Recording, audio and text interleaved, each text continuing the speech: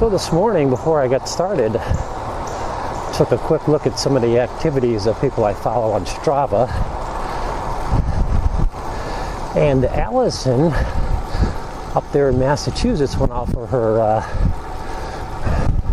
before work ride.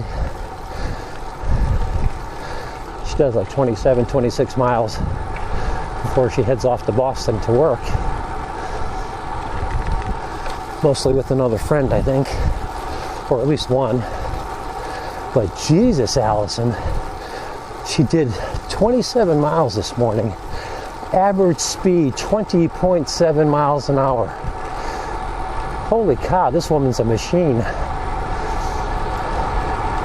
I think her high speed or her max speed was something like 34 miles an hour.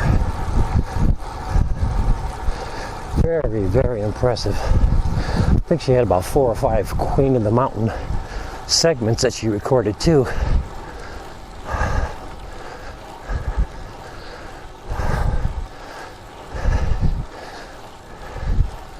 You know, I know we're not supposed to compete that much with each other, although that's, I think, the whole point of Strava. But damn, she's just demoralizing me.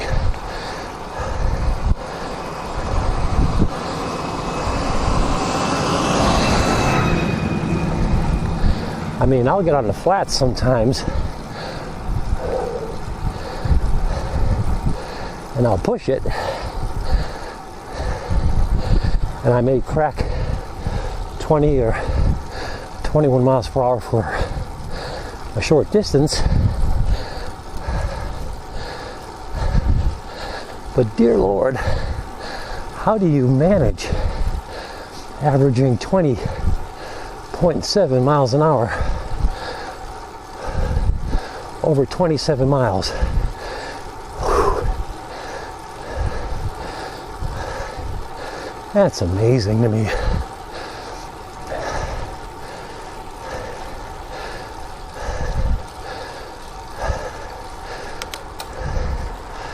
Wow.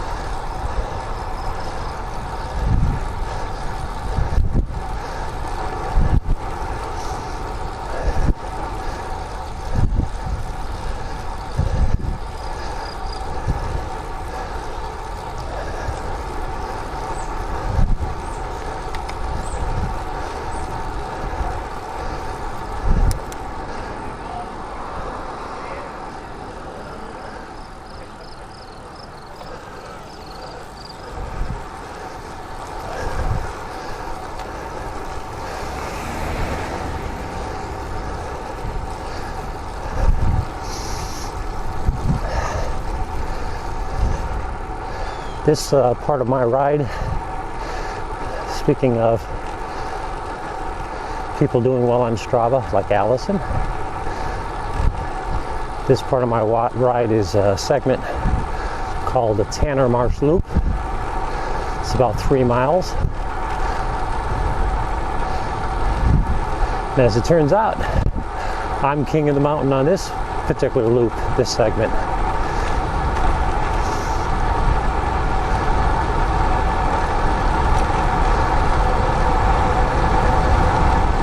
It's a nice feeling.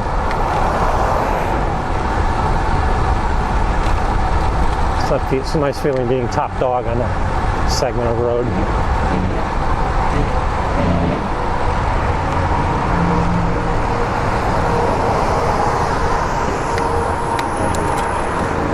I can go through that stop sign and swing around because there's a large shoulder here that I turn on.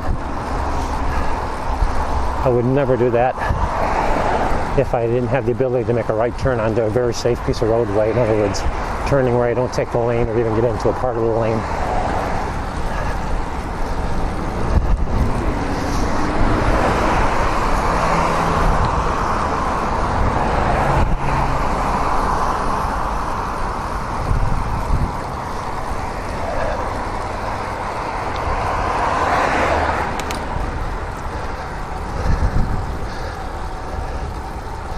Well, it is much drier, and what feels a bit cooler than yesterday morning.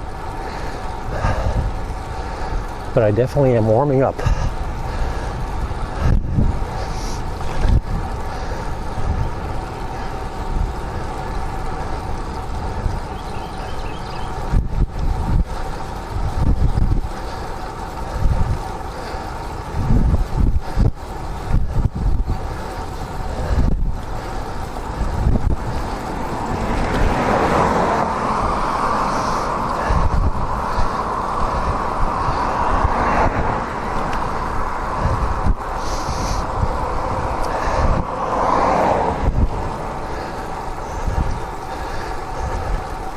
You know, I guess if you're one of those people on Strava, and one of the things that you really enjoy doing or have fun with is competing with other people and yourself to get that king of the mountains on a piece of road segment. I imagine it's got to be fairly frustrating if you're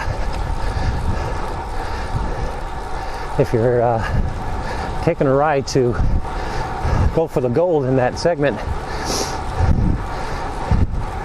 and come up with some forced delay, like a guy pulling out of a side road or a driveway or something, and you either have to get off your pace or worse yet, get on your brakes and slow down and maybe even stop to let that other traffic get by. It's got to be a little frustrating, especially if you're at the bottom end of the segment thinking, I got this, I'm going to be king of the mountain. Some guy pulls out in front of you and your king of the mountain crown goes on the toilet for the day.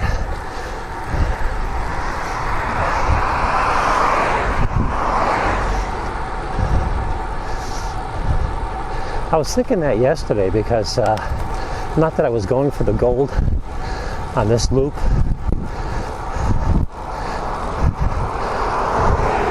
but I was pushing it a bit, and what crossed my mind was, I said, damn, there's no traffic. There's no traffic at all. So I was really kind of unimpeded, as they say.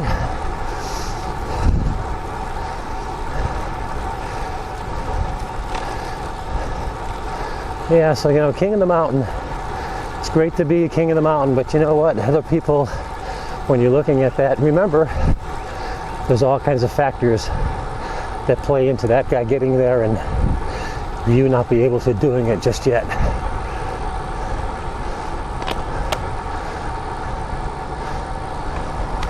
I'm going to roll through the stop sign. No, I'm not. I'm going to watch this guy on the right. I'll see, yesterday if this happened, that would have been probably it for my king of the mountain status on this segment of road. Because yesterday when I came through there was nobody. And the nice thing about that intersection back there, you can really tell well before you get there that you can shoot right through it, or somebody's sitting there.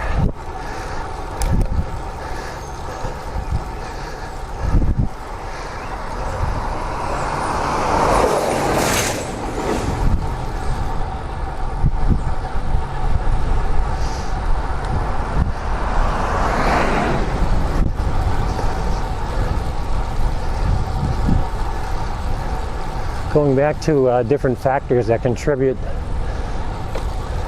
to either making a king of the mountain status or queen of the mountain for that matter. Weather conditions, you know, weather conditions are huge, especially if you're dealing with headwinds and tailwinds. Obviously headwinds are going to eat into your time, and tailwinds going to make you look a lot better than you are.